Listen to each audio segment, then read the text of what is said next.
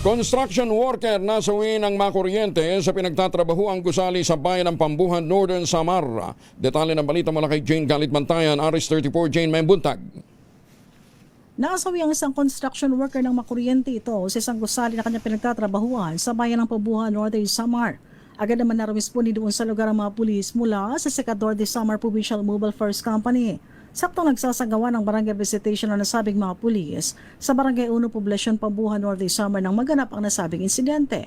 Ayon sa PNP, ang biktima ay residente mismo ng Barangay 8 na naturang bayan ng Pambuhan. Wala nang malay ang biktima ng respondihan nito na nasabing mga pulis. Nasa third floor pa ng building ang biktima kung saan naganap ang nasabing insidente. Nakakita nito ng burn injury sa kanyang mga paa.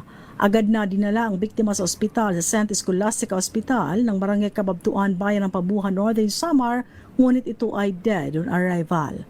Mula sa Aksyon Radyo Katarman, RH34 Jane Galit-Bantayan ng DZRH. Una sa Pilipinas, una sa Pilipino. Daghang salamat, Jane.